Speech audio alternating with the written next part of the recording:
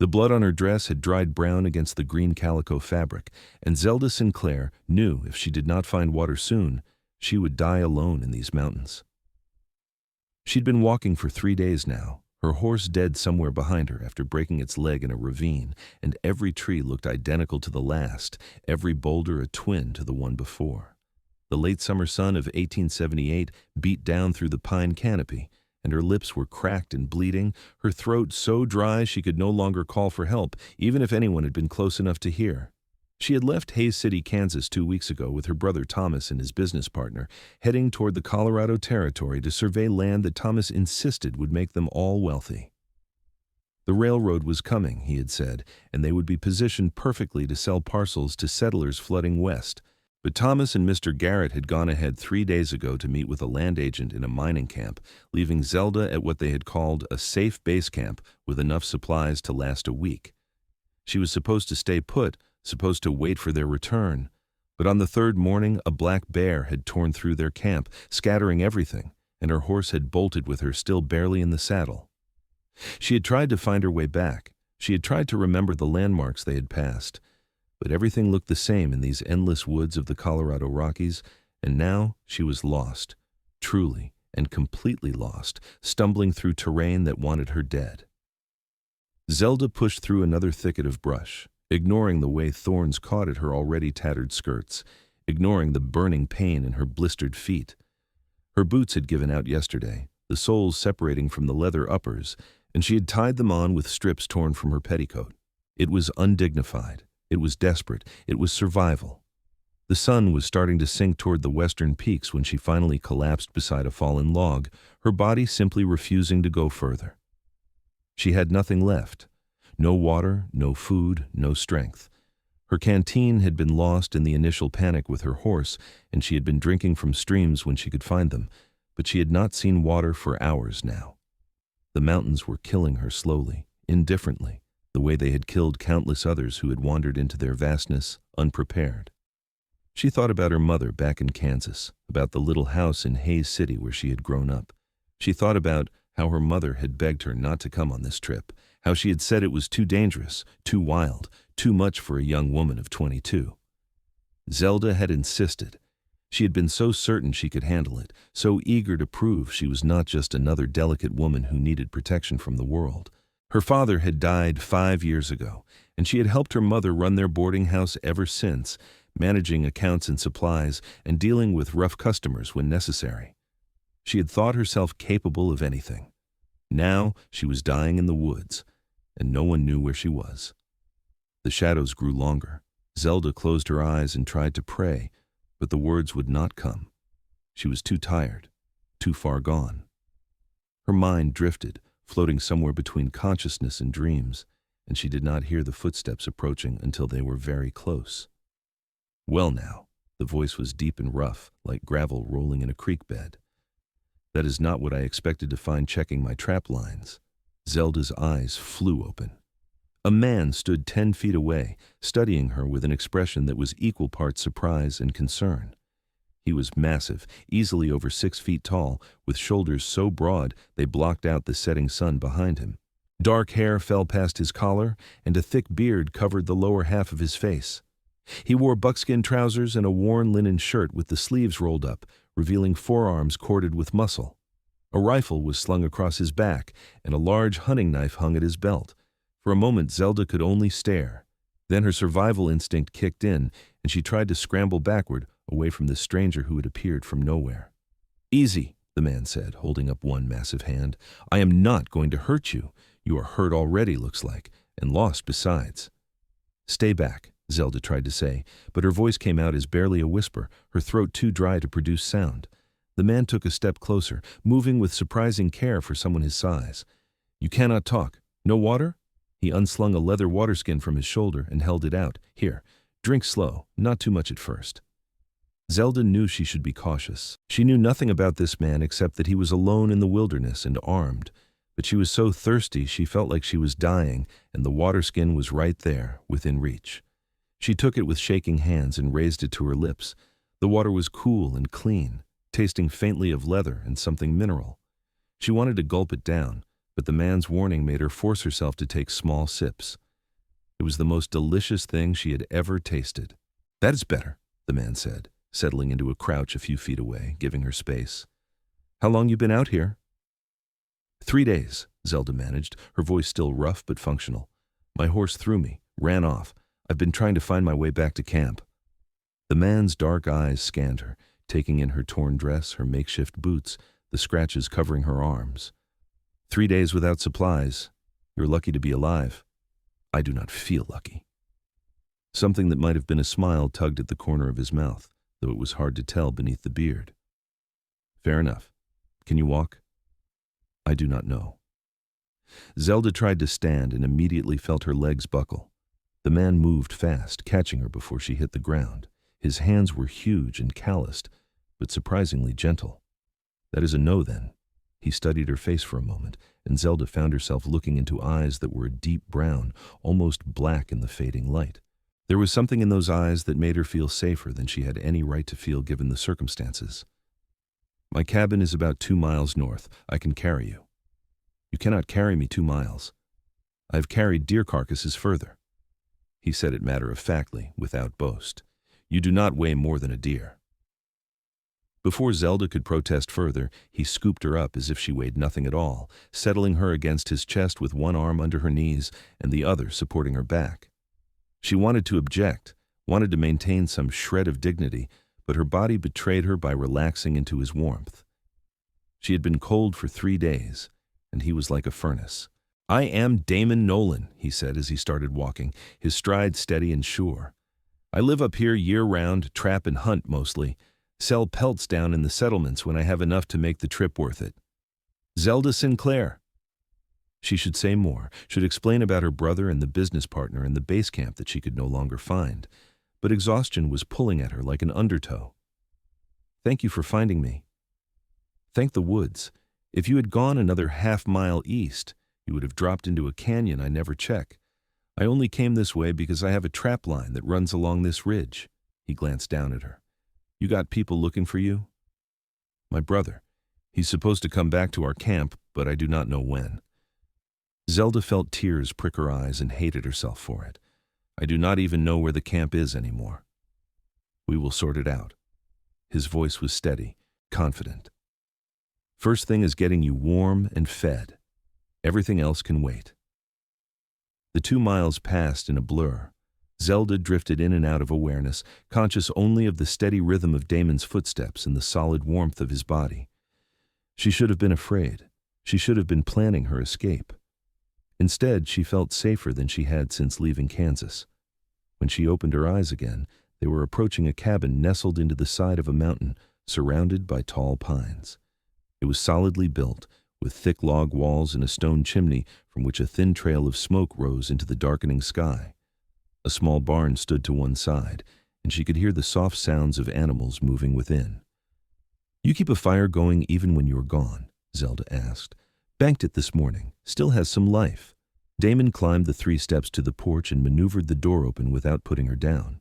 The interior was dim but warm, and she could make out simple furnishings: a rough-hewn table, a couple of chairs, shelves holding supplies, and a large bed covered with fur blankets in one corner. He set her down carefully in one of the chairs by the table and immediately moved to the fireplace, adding wood to coax the embers back to flame. Light flared up, illuminating the space more clearly. The cabin was surprisingly clean and well-organized, everything in its place. Dried herbs hung from the rafters, and cooking implements hung on hooks near the fireplace. "Let me look at those feet," Damon said, kneeling in front of her chair. "I can manage. Humor me." He was already unlacing the strips of petticoat she had used to keep her boots on, his large fingers surprisingly dexterous. When he pulled the ruined boots away, Zelda had to bite back a gasp of pain. Her feet were a mess of blisters, some broken and weeping, the skin raw and red. Damon made a low sound in his throat. "This needs cleaning. You are lucky you did not get infection started." He stood and moved to a shelf, pulling down jars and cloth. "This is going to hurt." "Everything already hurts." "Fair point." He brought a basin and filled it with water from a large barrel near the door, then added something from one of the jars. The sharp scent of herbs filled the air. "Soak your feet in this while I make food." Zelda lowered her feet into the basin and hissed at the sting.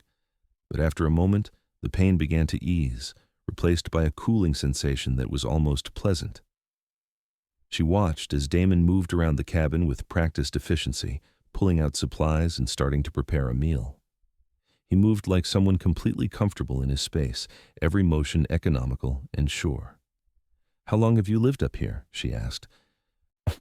5 years this November. He was slicing venison, his knife moving with the same easy competence he brought to everything else. "Built this cabin myself the first winter.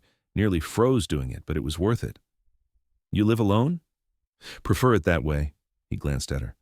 "No offense meant to present company." "None taken." Zelda watched him add the meat to a pan over the fire, along with wild onions and what looked like cattail roots. The smell made her stomach clench with hunger. "Do you ever get lonely?" Damon was quiet for a moment, tending the food. "Sometimes, but I was more lonely living in town, surrounded by people. At least up here, the solitude is honest." There was a story there, Zelda thought, something that had driven this man away from civilization and into the mountains. But she was too tired to press, and he did not seem inclined to elaborate. They lapsed into companionable silence, the only sounds the crackle of the fire and the sizzle of cooking meat. When the food was ready, Damon served her a generous portion on a tin plate, then filled a cup with water from a clean barrel. Zelda ate slowly, forcing herself not to wolf it down despite her hunger. The venison was perfectly seasoned with wild herbs, and the cattail roots had a pleasant starchy quality that reminded her of potatoes. "This is wonderful," she said after a few bites. "Mountain living teaches you to cook or starve." He sat across from her with his own plate, and she noticed he had given her the larger portion. "You are not eating enough. 3 days is a long time. I'm trying not to make myself sick." "Smart." He ate with the same efficiency he brought to everything else, but his eyes kept returning to her, assessing. "You said your brother is coming back to your camp. Where is this camp?" "I do not know anymore." Zelda felt the frustration well up again. "We came up from Kansas, following game trails mostly. There was a distinctive rock formation near the camp, shaped like a hand reaching up, but I have not seen it since my horse bolted." Damon nodded slowly. "I know that formation. It is about 8 miles southwest of here, near Willow Creek." Relief flooded through her. "You know it? You can take me back?" "I can, but not tonight. You need rest, and those feet need time to heal. Tomorrow morning, I will take you back to your camp." He paused. "Your brother, he is a good man." The question surprised her. "Thomas?" "Yes, he is. Why?" "Just making sure.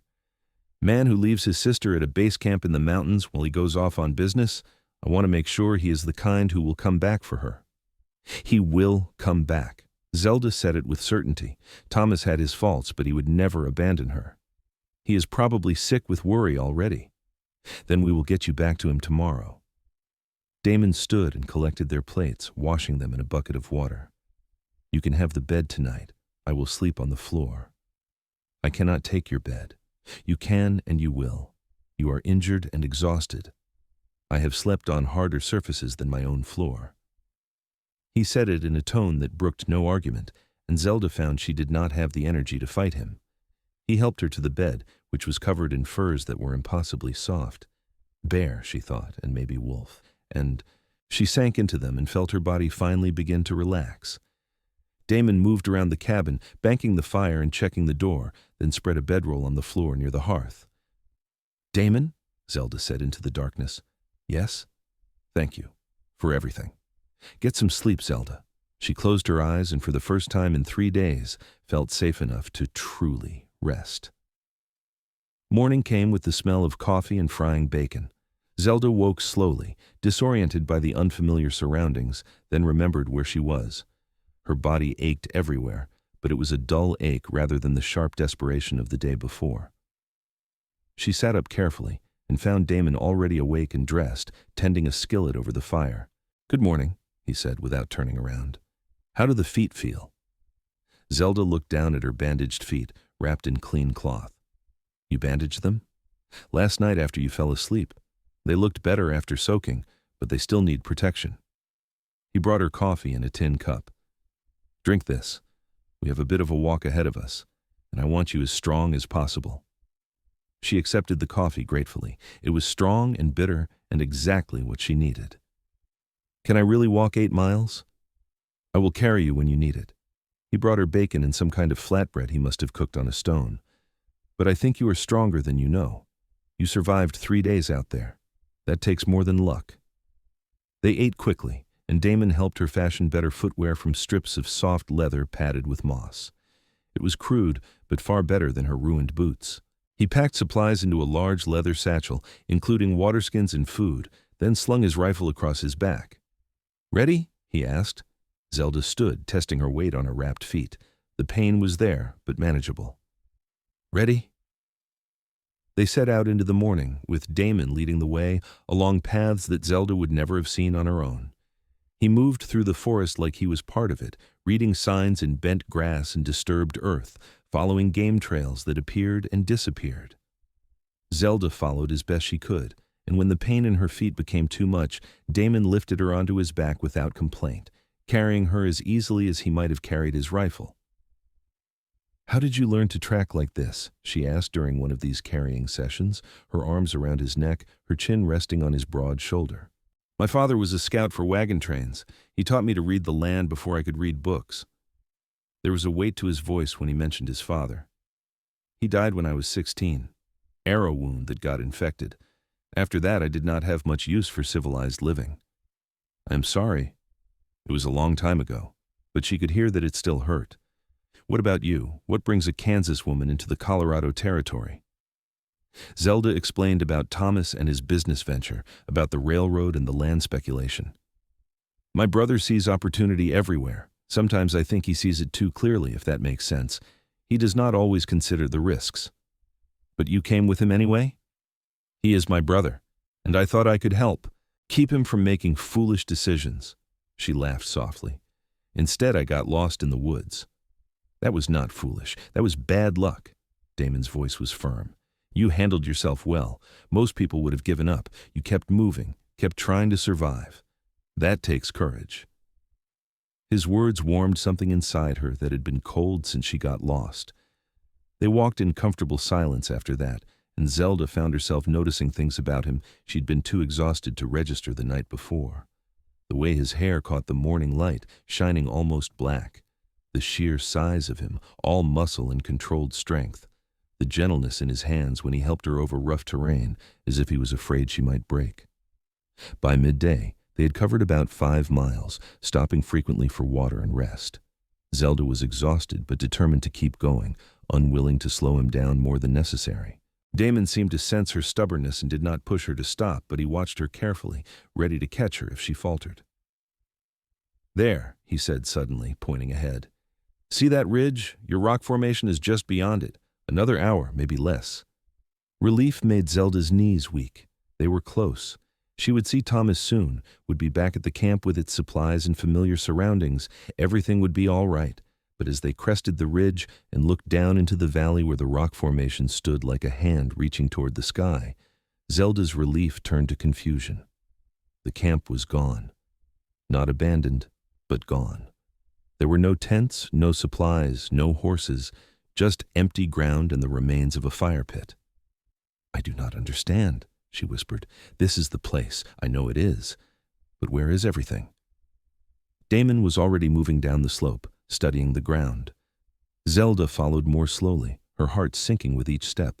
When she reached him, he was kneeling by the fire pit, sifting through cold ashes with his fingers.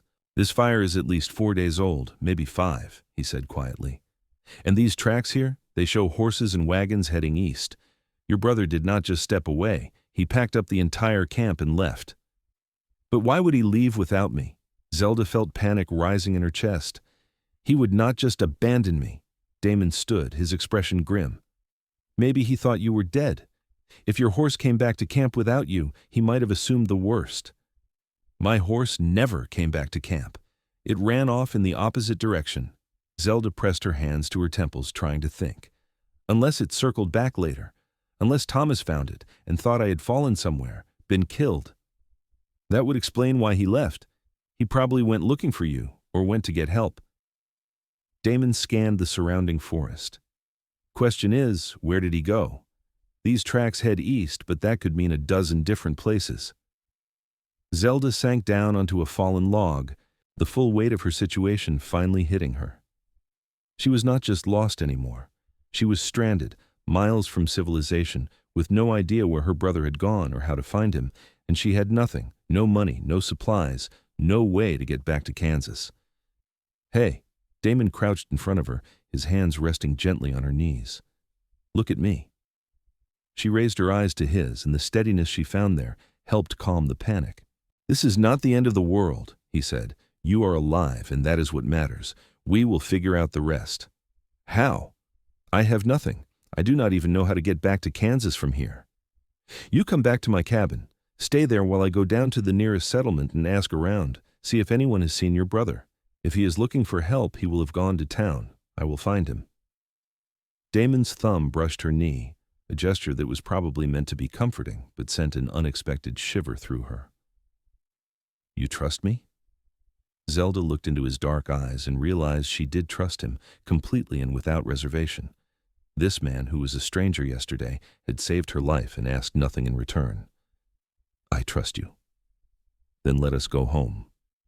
Home. The word echoed strangely in her mind as they made the long walk back to his cabin. When had she started thinking of his place as home? But there was comfort in the word, in the idea of returning to that sturdy cabin with its warm fire and soft furs. More comfort than she wanted to examine too closely.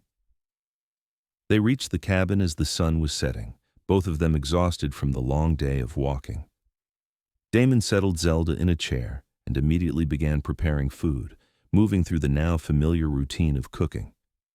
She watched him work and felt something unfamiliar stirring in her chest, something that had nothing to do with gratitude and everything to do with the way his muscles moved under his shirt, the way he seemed to fill the space around him with a quiet competence that was deeply attractive. "Stop it," she told herself firmly. "You are only feeling this way because he saved your life. It is not real." But it felt real. "I will head down to South Pass City tomorrow," Damon said as they ate. "It is the closest settlement, about a day's ride from here. If your brother went anywhere, he went there. I can ask around, send telegrams if needed." "What should I do while you are gone?" "Rest. Heal. There is food here and you will be safe. Just stay inside and keep the door barred." He paused. "You know how to shoot?" "My father taught me." "Good." He nodded toward the corner where a second rifle stood. "That is loaded and ready if you need it, but you should not. This is isolated enough that trouble does not usually find its way here." The thought of being alone in the cabin for a full day, maybe longer, should have frightened her. Instead, Zelda felt oddly calm. The cabin felt safe, protected. "How long have you been alone up here, really? 5 years with no one?" Damon was quiet for a long moment, staring into the fire. "I go to the settlement sometimes, sell furs, buy supplies. But I do not stay long. Towns make me feel caged." He glanced at her. "I know it is a strange way to live." "I do not think it is strange. I think it is lonely." "Lonely is better than hurt." The words came out rough, and Zelda knew she had touched something painful.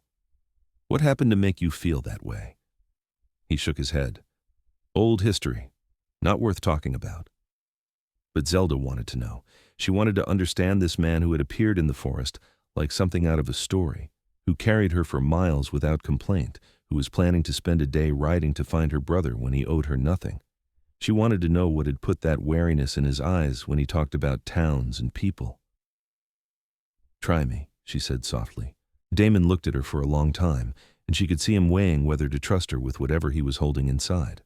Finally, he sighed. "Her name was Clara. I met her in Denver, thought I was in love, thought she loved me back. I was 23 and stupid." He stared into his cup. "Turns out she was more interested in my father's money than in me. When she found out he was dead and I had nothing but debt and a rifle, she made it clear I was not what she wanted." "She sounds like a fool." A ghost of a smile crossed his face. "Maybe. But it taught me something. People in towns, they always want something. They are always looking at what you can do for them, what you are worth. Up here, none of that matters. The mountain does not care who you are or what you have. It is honest." Zelda thought about Hayes City, about the boarding house and the customers who came through. She thought about how many of them had looked at her and her mother and seen only what they could provide, a bed and a meal and service. How few had seen them as real people with their own dreams and struggles. I understand that more than you might think. Yeah? He looked at her with new interest. Running a boarding house, you meet a lot of people who want things. They smile and charm and promise, but in the end, they just want a clean bed and a cheap rate. Sometimes they do not even pay. She wrapped her hands around her cup. My mother always said people are disappointing when you look too close. Wise woman, your mother. Tired woman, Zelda smiled sadly. But yes, wise too. They sat in companionable silence after that, both lost in their own thoughts. Zelda found herself watching Damon when she thought he was not looking, taking in the strong line of his jaw beneath the beard, the way firelight caught in his hair. He was attractive, she admitted to herself, in a rough and untamed way that was nothing like the men she had known in Kansas. Those men had been shopkeepers and clerks, railroad workers and farmers. They had been civilized and proper, and most of them had looked at her like she was a prize to be won rather than a person to be known. Damon looked at her like she was a puzzle he was trying to figure out, like she was interesting. You are staring, he said, without looking up from the fire. Zelda felt her cheeks heat. Sorry? Do not be sorry, just curious why. She could lie, make up something about being grateful or tired, but something about the way he had shared his story made her want to be honest. I was thinking that you are different from other men I've known. Different how? More real, I think. Like, what I see is what you actually are, not some version you have decided to show me. Now it was Damon's turn to look at her, his dark eyes unreadable. And what do you see? Someone strong. Someone kind, even though he pretends not to be. Someone who has been hurt and decided to hide rather than risk being hurt again. She held his gaze. Someone lonely, even if he will not admit it. The air between them seemed to thicken, charged with something Zelda could not quite name. Damon's eyes dropped to her mouth, then back up, and she saw hunger there that had nothing to do with food. Her breath caught. Then he stood abruptly, breaking the moment. You should sleep. Long day tomorrow and you need your rest. Zelda wanted to protest, wanted to pull him back and explore whatever had just sparked between them. But he was right. She was exhausted, and her feet throbbed despite the bandages. All right. He helped her to the bed again, and this time when he turned to go to his bedroll, Zelda caught his hand. His skin was rough and warm, his hand so large it engulfed hers. Thank you, she said, for everything, for listening. Damon's jaw tightened, and for a moment she thought he might say something important. Then he just squeezed her hand gently and pulled away. Sleep, Zelda. She lay in the darkness and listened to him settle by the fire, and she wondered what it would be like to wake up next to him every morning, to make a life in this wild place with this wild man. The thought should have seemed absurd. She had known him for barely a day, but somehow it did not feel absurd at all. It felt like possibility. Damon left before dawn the next morning, saddling his horse in the dim pre-dawn light while Zelda watched from the doorway. He had given her careful instructions about the rifle, the supplies, where to find water if she needed it. He had made her promise to stay inside with the door barred, to be careful with the fire, to wait for him no matter how long it took. I will be back by tomorrow night at the latest, he said, checking his saddle one more time. If something happens and I am not back in 3 days, there's a trapper named Jake McAllister who lives about 5 miles northeast. Follow the creek until you see a cabin with blue shutters. He's a good man. He will help you. Nothing is going to happen, Zelda said, though her stomach twisted with worry. You will be fine. Damon swung into the saddle, and from that height he looked even more imposing, like something out of a legend. You be safe while I am gone. You too. He rode off into the forest, and Zelda watched until he disappeared among the trees. Then she went back inside, barred the doors he had instructed, and tried not to think about how empty the cabin felt without him. The day passed slowly.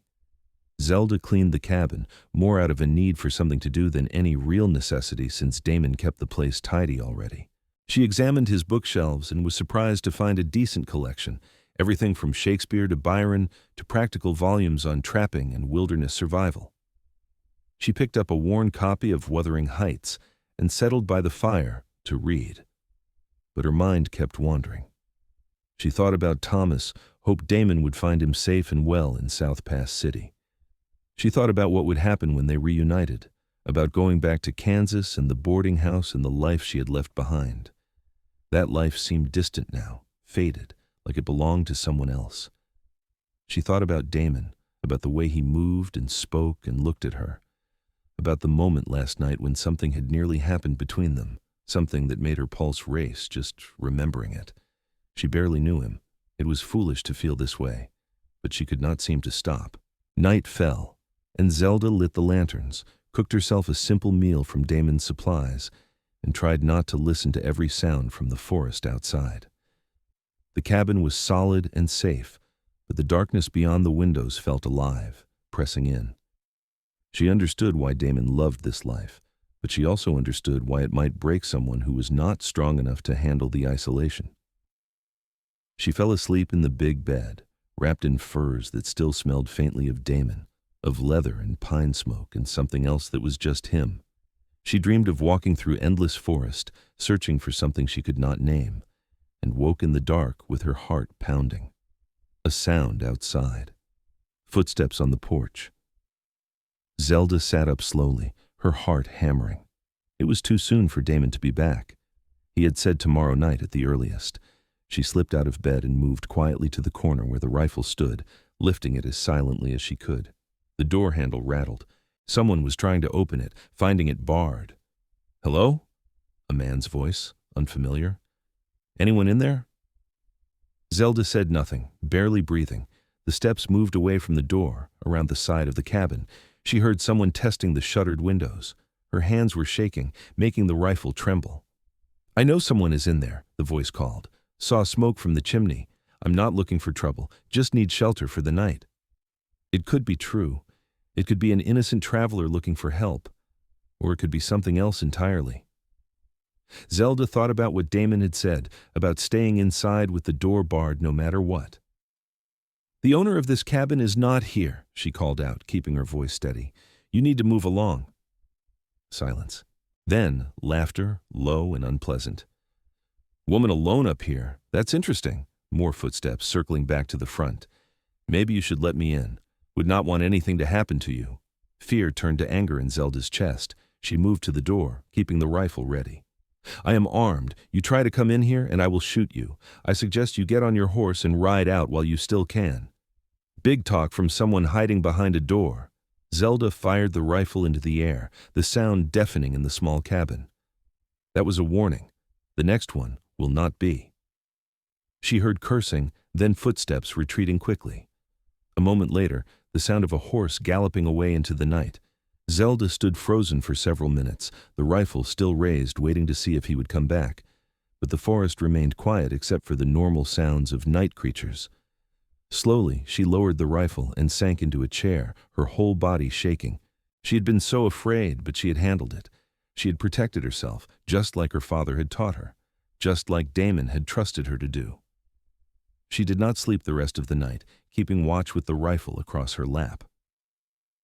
When dawn finally broke, she felt exhausted, but also strangely proud. She had survived another night, faced another danger. The mountains kept testing her, and she kept passing the test. Damon returned that evening, riding hard, his face grim. He swung off his horse before it had fully stopped and took the porch steps in one stride.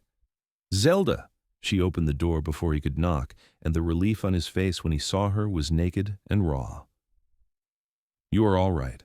I heard in town that someone had been asking about an abandoned cabin up here, and I thought—" He did not finish, just reached out and pulled her into a fierce hug. Zelda melted into him, feeling the solid strength of his body, the rapid beating of his heart. "I am fine. Someone came by last night, but I handled it." He pulled back to look at her, his hands on her shoulders. "Someone came here? What happened?" She told him about the man at the door, about firing the warning shot. Damon's face grew darker with each word, his jaw clenching. "You did good," he said when she finished, "but if I find out who that was, I'm going to have words with him." "Did you find Thomas?" Damon's expression shifted, and Zelda felt her stomach sink. "I found him. He is in South Pass City, safe and unhurt. But Zelda, there is something you need to know." "What?" He is not looking for you anymore. He thinks you are dead. The words hit her like a physical blow. What do you mean he is not looking? I am his sister. Your horse came back to camp 3 days after you went missing, with blood on the saddle. Thomas and his partner searched for you for 2 days, but found no trace. They assumed you had been killed by a bear or fallen into a ravine. They held a service for you before they left. Damon's hands tightened on her shoulders. I'm sorry. Zelda could not process it. Thomas thought she was dead. He had mourned her and moved on. Did you tell him? Did you tell him I am alive? No. At her shocked look, Damon continued quickly. I wanted to, but when I found him, he was drinking in a saloon with his partner. They were talking about the business deal, about how your death meant they did not have to split the profits 3 ways. Thomas said it was a shame, but it worked out for the best. The betrayal cut deeper than anything Zelda had ever felt. No, Thomas would not say that. He would not. I heard him, Zelda. I'm sorry, but I heard him with my own ears. Damon's voice was gentle but firm. He cared more about his business deal than about you. I came back to tell you so you could decide what you want to do. Zelda pulled away from him, wrapping her arms around herself. Her brother, her own brother, had abandoned her, had been relieved she was dead because it meant more money for him. She thought about all the times she had defended Thomas, all the times she had believed he was looking out for her best interests. Had it all been a lie? I do not believe it, she whispered. But even as she said it, she remembered small things. The way Thomas had been so eager for her to come on this trip, saying he needed her help. The way he had insisted she stay at camp while he went to meet the land agent. Had he planned to leave her behind? Had the whole thing been some kind of scheme? Zelda. Damon was beside her, his hands hovering near her shoulders but not touching, giving her space. I know this is hard, but you need to decide what you want to do. I can take you to town, confront your brother if that is what you want. Or, he hesitated, or what? Or you can stay here, with me. The words came out low and rough. You do not owe him anything, not after what he did. You can make a new life here, away from people who see you as something to be used. Zelda turned to look at him, this man who was still essentially a stranger, but who felt more familiar than anyone she had ever known. You would let me stay? Let you? Damon made a sound that might have been a laugh. Zelda, I have been alone for 5 years, and in 2 days you have made this place feel more like a home than it ever has. If you stayed, it would be the best thing that ever happened to me. The honesty in his voice, in his eyes, took her breath away. She thought about Kansas, about the boarding house and the life she would return to if she left. She thought about Thomas and his betrayal, about all the years she had spent taking care of others while no one took care of her. Then she thought about the last 2 days, about feeling safe and seen and valued, about Damon carrying her through the forest, about the way he looked at her like she was something precious, about the possibility of building something here, something real and honest and free from the expectations and disappointments of civilization.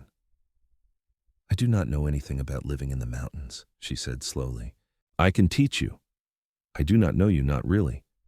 Then stay and get to know me. No obligations, no pressure, just 2 people figuring out if they can make a life together.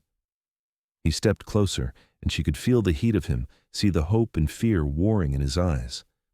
I know it is crazy. I know you have every reason to say no, but Zelda, I have not felt this alive in years. Since you walked into my life, everything is different. Better. Zelda reached up and touched his face, feeling the rough beard under her palm, the solid warmth of him. I feel it too, but I'm scared. Good. I'm scared too. He covered her hand with his. But sometimes scared is better than numb. She thought about that, about how numb she had been in Kansas, going through the motions of life without really living. She thought about how alive she had felt in the last 2 days, despite the fear and pain and uncertainty. She thought about the way Damon looked at her, like she was the answer to a question he had been asking for years. Teach me, she said. Teach me to live here. The smile that broke across Damon's face was like sunrise, transforming him from something hard and closed to something open and beautiful. He pulled her into his arms and held her like she was something infinitely precious, and Zelda felt something inside her settle into place, like a key turning in a lock. She was home. The days that followed fell into a rhythm that felt both new and ancient, like they were discovering a dance that had been waiting for them all along. Damon taught her to read the forest, to identify plants that could be eaten and ones that would kill, to move quietly through the underbrush without disturbing the animals. He showed her how to check his trap lines, how to skin and prepare pelts, how to preserve meat for the winter that would come in a few months. Zelda proved to be a quick student. She had spent years managing a boarding house, and those skills translated surprisingly well to mountain living.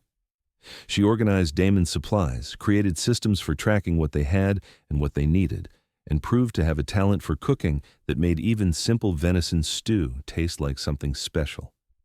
But more than the practical work, they were learning each other. Damon told her about his childhood following wagon trains, about his father who had taught him to love the wilderness and his mother who had died when he was 10. He told her about the years after Clara, about building this cabin and learning to be alone, about finding peace in the silence of the mountains. Zelda told him about growing up in Hays City, about her father who had run a dry goods store, and her mother who had turned their home into a boarding house after he died.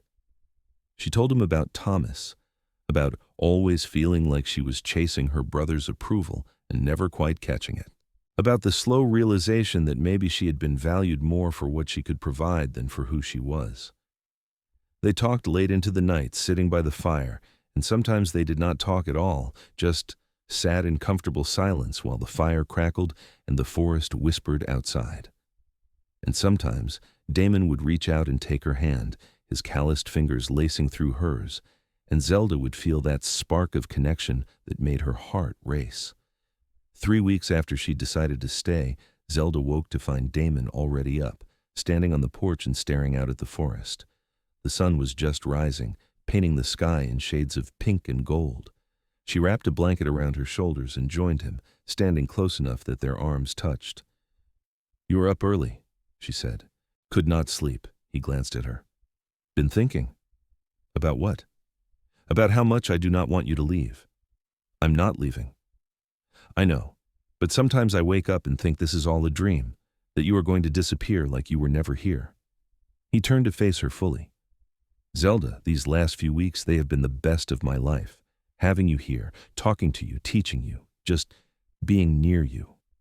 It is everything I did not know I needed." Zelda's heart was pounding. "Damon, let me finish." He took both her hands in his. "I know we have not known each other long. I know by normal standards this is too fast, too soon. But nothing about us has been normal, and I do not want to waste time pretending I do not feel what I feel." "What do you feel?" "I love you." The words came out fierce and certain. "I love the way you face challenges without backing down. I love your laugh and your stubbornness, and the way you look at the forest, like it is something magical. I love how you have made this cabin into a home. I love you, Zelda Sinclair, and I want you to stay not as a guest or a student, but as my wife." Zelda felt tears spring to her eyes. She had known this was coming, had felt it building between them like a storm, but hearing the words still took her breath away. "You want to marry me?" "More than I have ever wanted anything." His hands tightened on hers. "I know I do not have much to offer. This cabin, this life, it is hard and isolated, and nothing like what you probably imagined for yourself, but I swear to you, I will spend every day making sure you never regret choosing me. I will protect you and provide for you and love you until my last breath." "Damon." She pulled one hand free and touched his face, feeling the emotion radiating from him. "You do not need to convince me." "Yes." He stared at her. "Yes?" "Yes. I will marry you. Yes, I love you too.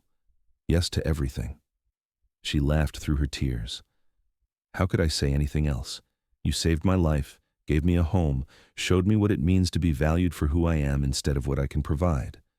You are strong and kind and honest, and when I am with you, I feel like I can be fully myself. Of course I will marry you." Damon swept her up in his arms and kissed her, and it was like nothing Zelda had ever experienced. It was fierce and tender and full of promise, and when they finally broke apart, both of them were breathing hard. "We should go to town," Damon said, his forehead resting against hers. "Get married proper, with a preacher and witnesses." "I do not need that." Maybe not, but I want to do this right. I want there to be no question that you are my wife, that you are choosing this life." He kissed her again, softer this time. "Let me give you that much." So they rode to South Pass City together 3 days later, Zelda sitting in front of Damon on his horse, his arms around her as they navigated the mountain trails. She was nervous about going to town, about possibly seeing Thomas, but Damon promised he would keep her safe. South Pass City was a rough mining town, all mud streets and false front buildings, saloons and supply stores, and not much else. But it had a church, a small wooden structure at the end of the main street, and they found the preacher willing to marry them that same afternoon. They stood in the small sanctuary with 2 miners as witnesses, and Zelda wore the nicest dress Damon had bought for her from the general store, a simple blue calico that made her eyes bright. Damon wore his cleanest buckskins and had trimmed his beard, though his hair still fell past his collar. He looked wild and handsome, and when he said his vows, his voice was steady and sure. "I take you as my wife, to have and to hold from this day forward. I promise to love you, protect you, and stand by your side through whatever comes. You are mine, and I am yours, now and always." Zelda's voice was equally firm when she spoke her vows. "I take you as my husband, freely and without reservation. I promise to build a life with you, to face challenges together, and to love you with everything I have. You saved me in more ways than one, and I choose you now and forever." The preacher pronounced them married, and Damon kissed her right there in the church, deep and possessive, while the minor witnesses whooped and hollered. Then they walked back into the sunlight as husband and wife, and Zelda felt like she was floating. They were leaving the church when she saw him. Thomas, walking out of a saloon across the street, laughing at something his business partner said. He looked healthy and happy, completely unburdened by grief. Zelda froze. Damon noticed immediately. "That is him?" "Yes." "You want to talk to him?" Zelda watched her brother for a long moment. She could cross the street, confront him, demand to know why he had given up on her so easily. She could tell him she was alive, that she had survived despite his abandonment. Part of her wanted that confrontation, wanted to see his face when he realized what he had done. But a larger part of her did not care anymore. Thomas had shown her who he was, and she believed him. He was not worth her time or her anger. "No," she said finally. "He is nothing to me now. I have everything I need right here." Damon's arm tightened around her waist. "You sure?" "I am sure. Take me home." They rode back to the mountain as the sun set, and that night they consummated their marriage in the big bed surrounded by firs, learning each other's bodies with the same careful attention they had brought to learning each other's minds. Damon was gentle and patient, making sure Zelda felt safe and cherished. And when they finally came together, it felt like the most natural thing in the world, like their bodies had been made to fit together just so. Afterward, Zelda lay in Damon's arms, her head on his chest, listening to his heartbeat. "I never thought I would be happy like this." "Like what?" "Content. Complete. Like everything is exactly as it should be." She traced patterns on his skin. "In Kansas, I always felt like I was waiting for my real life to start. Now I feel like this is it. This is what I was waiting for." Damon kissed the top of her head. "This is just the beginning. We have a whole life to build together." The seasons turned. Summer gave way to autumn, and Zelda learned to help Damon prepare for winter, preserving food and gathering firewood and reinforcing the cabin against the cold that was coming. She learned to shoot, to really shoot, and proved to have a steady hand and good eye.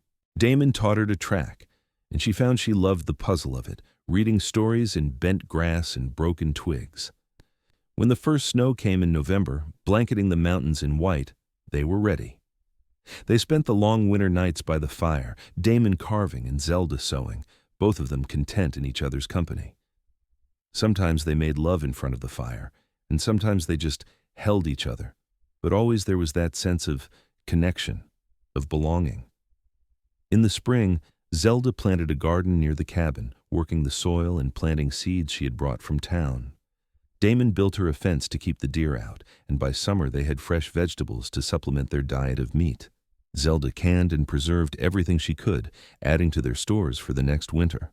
One afternoon in late July, Zelda was working in the garden when she felt a wave of dizziness wash over her. She sat down quickly, pressing her hand to her stomach, and realized with a start that she had missed her monthly courses. She had been so focused on their life, on learning and growing and being happy, that she had not noticed. She was pregnant. The realization filled her with joy and terror in equal measure. She had always assumed she would have children someday, but the reality of it felt enormous. How would they manage with a baby? Would she be a good mother? What if something went wrong? Damon found her in the garden, sitting among the bean plants, tears streaming down her face. He was beside her in an instant, his hands on her shoulders. "What is wrong? Are you hurt?" "I'm pregnant." She looked up at him, searching his face for his reaction. "We are going to have a baby." For a moment, Damon just stared at her. Then a smile broke across his face, so wide and genuine it transformed him completely. "A baby? We're going to be parents? Are you happy?" "Happy?" He pulled her into his arms, holding her so tight she could barely breathe. "Zelda, I'm more than happy. I'm terrified and thrilled, and so in love with you I can barely see straight. We are going to have a family." The months that followed were both wonderful and challenging. Zelda's body changed, her belly swelling with their child, and Damon became even more protective than before. He would not let her do anything he deemed too strenuous, insisting on taking over tasks she had been managing just fine. They argued about it sometimes, but it came from a place of love, and Zelda found it hard to stay mad at a man who looked at her growing belly like it was the most miraculous thing he had ever seen. In late February, with snow thick on the ground and the fire roaring, Zelda went into labor. Damon had brought in a midwife from town a week earlier, an older woman named Mrs. Patterson who had delivered dozens of babies and seemed unflappable. She took charge of the situation while Damon paced like a caged animal, unable to sit still. The labor was long and difficult, and there were moments when Zelda thought she could not go on, when the pain was too much and she wanted to give up. But Damon was there, holding her hand, whispering encouragement, being her anchor in the storm. And finally, after what felt like forever, the sound of a baby's cry filled the cabin. "It is a boy," Mrs. Patterson announced, wrapping the baby in clean cloth. "A healthy, strong boy." She placed him in Zelda's arms, and Zelda looked down at her son, at his red face and dark hair and tiny fists, and felt her heart expand in a way she had not known was possible. He was perfect. He was theirs. Damon knelt beside the bed, staring at his son with wonder. "He is beautiful. He looks like you." Zelda traced one finger over the baby's cheek. "What should we name him?" They had discussed names during the pregnancy, but now that he was real, a person in the world, all those names seemed inadequate. Damon reached out and carefully touched his son's tiny hand, and the baby's fingers wrapped around his father's finger with surprising strength. "Daniel," Damon said softly. "After my father. Daniel Nolan." "Daniel." Zelda tested the name and found it fit. "Hello, Daniel. Welcome to the world." The years passed in a blur of happiness and hard work. Daniel grew strong and healthy, learning to walk and talk, becoming a miniature version of his father with his dark hair and serious eyes. When he was 3, Zelda became pregnant again, and this time she gave birth to a daughter they named Rose, after Zelda's mother who had passed away the previous winter. The cabin became fuller, louder, more alive. Damon built additions to give the children their own space, and Zelda created systems to manage the chaos of family life.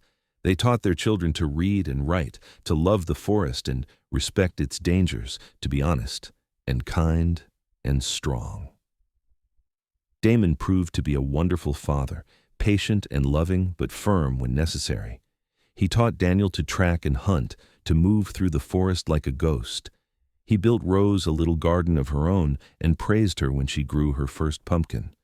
And every night, no matter how tired or busy they were, he kissed Zelda like she was the most precious thing in his world, because she was. One evening, when Daniel was 10 and Rose was 7, the family sat around the fire after dinner. The children were playing a game with carved wooden animals Damon had made, and Zelda was mending a tear in Daniel's shirt. Damon sat beside her, his arm around her shoulders, and she leaned into his warmth. "Tell us the story again," Rose demanded, looking up from her game. "About how you found Mama." It was a request they heard often. The children never tired of hearing about how their parents met, about the lost woman and the mountain man who saved her. Damon exchanged a smile with Zelda, then began. Your mother was the stubbornest woman I ever met.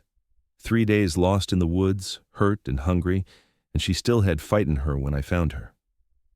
Zelda listened to him tell the story, embellishing certain parts for dramatic effect, making the children laugh at the right moments. She watched her family, her husband and children, and felt a contentment so deep it was almost painful. This life, this wild, beautiful, challenging life, was nothing like what she had imagined for herself growing up in Kansas. It was so much better. When the story was finished and the children were tucked into their beds, Damon and Zelda stood on the porch, looking out at the forest under moonlight. It was early spring, and the snow was beginning to melt, revealing the green beneath. Do you ever miss it? Damon asked quietly. Civilization, towns and people, and the life you left behind? Zelda thought about Kansas, about the boarding house and the endless stream of strangers, about Thomas, who she had not seen or thought about in years. She thought about the woman she had been, always waiting for her life to start, never quite satisfied or settled. Then she looked at the cabin behind them, at the life they had built together from nothing. She thought about the morning she would spend in her garden, about the afternoon teaching Rose her letters, about the evening watching Damon show Daniel how to carve. She thought about the nights in her husband's arms, still feeling that spark of connection after all these years. Never, she said honestly. This is exactly where I'm meant to be. Damon pulled her close and kissed her, and it was as sweet and full of promise as their first kiss had been years ago. I love you, Zelda Nolan. I love you too. They stood together under the stars, two people who had found each other against all odds, who had built something real and lasting in the wilderness. Zelda had been lost once, but Damon had tracked her footprints and found her alive, and in finding her, he had found himself. They had saved each other, and in doing so, they had created a love that would last the rest of their lives. The forest whispered around them, and somewhere in the distance a wolf howled, but Zelda felt no fear. She was home, truly and completely home, and nothing could ever change that. Years continued to pass, each season bringing its own challenges and joys. Daniel grew into a young man who was the perfect blend of his parents, with his father's strength and tracking skills, and his mother's quick mind and organizational talents. Rose proved to be artistic, carving intricate designs into wood and drawing pictures of the forest that captured its beauty in ways words never could. When Daniel was 16, he began making trips to South Pass City with his father, learning to trade pelts and interact with the outside world. He came back with stories of how the town was growing, of new businesses and new people arriving on the railroad that had finally reached that far west. The world was changing, creeping closer to their mountain refuge, but their life remained largely unchanged. Rose, at 13, declared she wanted to be a teacher. She had read every book in the cabin 3 times over and was hungry for more knowledge. Zelda began teaching her more advanced subjects, drawing on her own education and supplementing with books Damon brought back from town. Rose was a dedicated student, soaking up information like a sponge. One afternoon in late summer, as Zelda was preserving berries in the cabin, she heard raised voices outside. She looked out the window to see a group of 3 men on horseback talking to Damon. Something about their posture made her nervous. She dried her hands and stepped outside. "Is there a problem?" she asked, moving to stand beside her husband. The lead rider, a man with a badge pinned to his vest, tipped his hat. "No problem, madam. Just doing a survey of who lives up in these mountains. Government wants to know who is on what land." "We have been here for 20 years, Damon said, his voice even, but with an edge. "Built this place with my own hands. There was no government up here when I started." "Times change." The lawman's smile did not reach his eyes. "A lot of folks moving west these days. Government wants to make sure land gets used proper, goes to people with legal claims." Zelda felt a chill run through her. "Are you saying we do not have a legal claim to our own home?" "I'm saying you need to file paperwork, prove you have been here improving the land. Otherwise, when the government decides to sell these parcels, you might find yourself with unwelcome neighbors." He pulled out a piece of paper. "I can file the claim for you, for a fee, of course." "Of course," Damon said dryly. He looked at the paper, then at Zelda. She could see him weighing options, considering what refusal might cost them. "We will file the claim," Zelda said firmly, "but we will do it ourselves through proper channels. Thank you for the information." The lawman looked disappointed but nodded. "Suit yourself. But do not wait too long. Land office is already getting claims for this area."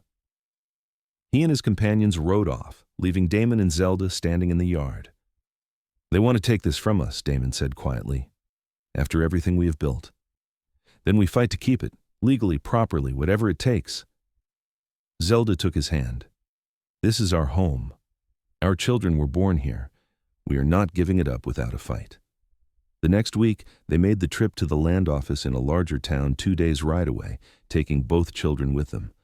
It was Rose's first time seeing a real town, and her eyes were huge as she took in the buildings and crowds of people.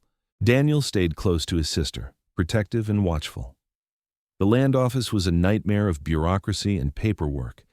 They spent hours answering questions, describing their property, proving they had been there, and improving it for 20 years. The clerk was skeptical that a woman could have survived mountain living, questioning Zelda extensively about what she did, how she contributed. She answered each question with calm precision, detailing her garden, her preservation of food, her management of supplies, her education of their children. Finally, after what felt like an eternity, they walked out with legal papers declaring their ownership of 160 acres surrounding their cabin. It had cost them money they could not easily spare, but it was worth it. The land was theirs, officially and legally. No one could take it away. On the trip back home, they stopped to camp for the night. As they sat around the fire, Daniel asked the question Zelda knew had been bothering him. Is our life going to change, with more people coming west, with the government getting involved? Damon looked at his son, then at Zelda. She nodded, giving him permission to be honest. Yes, Damon said. The world is changing. The wild places are getting smaller. Someday, maybe not soon, but someday, there will be neighbors closer than we might like. Roads might come through, maybe even telegraph lines. He poked at the fire with a stick. But that does not change who we are or what we have built. This is still our home, our land, our life. We just have to adapt, same as we always have. Rose leaned against her mother's shoulder. I do not want things to change. Change is not always bad, Zelda said gently. Change is how I ended up in the mountains in the first place. If things had not changed, if I had not gotten lost, I never would have met your father. You and your brother would not exist. She kissed the top of Rose's head. Sometimes the best things come from the changes we do not expect. They arrived home to find their cabin just as they had left it, solid and welcoming. Life continued, the rhythm of seasons and work and family. But Zelda noticed Damon spending more time teaching Daniel not just how to survive in the mountains, but how to deal with people, how to negotiate and trade and hold his own in civilized society. He was preparing their son for a world that would be more complicated than the one they had known. When Daniel was 18, a young woman from South Pass City caught his eye during one of their trading trips. Her name was Margaret, and she was the daughter of a shopkeeper. She was pretty and practical and clearly smitten with the tall, quiet mountain man's son. Daniel began making more frequent trips to town, and Zelda recognized the look in his eyes. It was the same look Damon had when he looked at her. He's going to get married, she said to Damon one night as they lay in bed. I know. He's going to want to bring her here, to build a life here.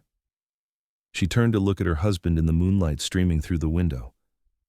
Are you ready for that? For our son to be a husband, maybe a father? Damon was quiet for a moment. He is a good man, better than I was at his age. If he found someone he loves, someone who is willing to share this life, then I'm happy for him. He pulled her closer. And maybe it will be good having another woman up here. Someone for you to talk to besides me and Rose. Zelda laughed softly. I like talking to you and Rose. I know, but still. Daniel married Margaret that fall, and she proved to be tougher than anyone expected. She took to mountain life with determination, learning from Zelda how to manage the challenges of living so far from civilization. Daniel built a cabin of his own about a mile from his parents' place, close enough for help, but far enough for privacy. Within 2 years, Daniel and Margaret had a son, making Damon and Zelda grandparents. Holding her grandson for the first time, feeling the weight of him in her arms, Zelda was overwhelmed by emotion. This tiny person was part of the legacy she and Damon had created, part of the family they had built from nothing. Rose, now 18 herself, had different dreams. She wanted to go to a real school, to become a proper teacher. It was a conversation they had been avoiding, but finally one evening she brought it up at dinner. "There is a women's college in Denver," she said carefully. "They have a teacher training program. I want to apply." The silence that followed was heavy. Zelda looked at Damon and saw the pain in his eyes, the same pain she felt. Their daughter wanted to leave, but she also saw understanding there, acceptance. "Tell us about this college," Damon said finally. Rose explained about the program, about how she could train to be a teacher and then return to the mountains to teach children in the growing settlements. She had thought it through, had a plan. She was not abandoning them or rejecting their way of life. She was finding her own path, just as Zelda had done all those years ago. "If this is what you want, we support you," Zelda said, her voice thick with emotion. "But you have to promise to visit, to stay connected. You are our daughter, and we love you no matter where you are." Rose started crying and came around the table to hug both her parents. "I love you both so much, and I will visit, I promise. I just need to do this, to see what is out there." They arranged for Rose to travel to Denver with a family who was heading that direction, a respectable couple Damon had known for years who promised to deliver her safely to the college.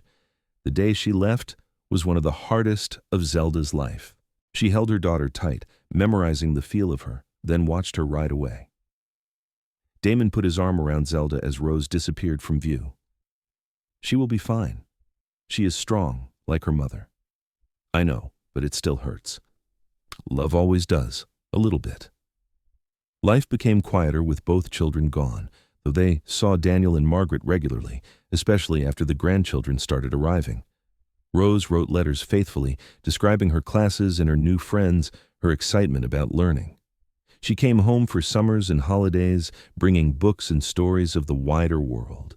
The years continued to roll past. Damon's hair turned gray, and Zelda found lines on her face that had not been there before. But they were still strong, still capable of working the land and living the life they had chosen. Their love had not diminished with time. If anything, it had deepened, becoming something solid and unshakable. On their 25th wedding anniversary, Damon surprised Zelda by taking her on a trip. Not to town, but deeper into the mountains, to a place he had discovered years ago but never shown anyone. They rode for half a day, following trails only Damon knew, until they came to a valley hidden between peaks. A waterfall tumbled into a crystal-clear pool, and wildflowers covered the meadow surrounding it. "It is beautiful," Zelda breathed. "I always thought so. I used to come here sometimes before I met you when I needed to think." Damon helped her down from the horse. "I stopped coming after we married because I realized I did not need it anymore. I had found my peace." They spent the afternoon by the pool, sitting in the sun, talking and remembering. They spoke of the day they met, of Zelda lost and frightened and Damon finding her against all odds. They spoke of their wedding, of the children, of all the moments big and small that had made up their life together. "Do you have any regrets?" Damon asked as the sun began to set, painting the sky in brilliant colors. Zelda thought about it seriously. She thought about the life she might have had if Thomas had not left her, if she had returned to Kansas and never met this man. She thought about boarding houses and proper society and all the things she had given up without a second thought. "Not a single one," she said firmly. "This life, this wild, beautiful, sometimes hard life, is exactly what I needed. You are exactly what I needed. I would not change anything." Damon kissed her, and it was as full of passion as it had been when they were young, proof that some things only got better with time. They returned home the next day to find Daniel waiting with news. He and Margaret were expecting their fourth child, and Rose had written to say she had been offered a teaching position in a growing town at the edge of the mountains. She would be close enough to visit regularly, close enough to still be part of their lives. Everything was falling into place, the family expanding and thriving in ways Zelda had never imagined possible. The years moved on, as years do. Damon and Zelda grew older, but remained active, still working their land, still living the life they loved.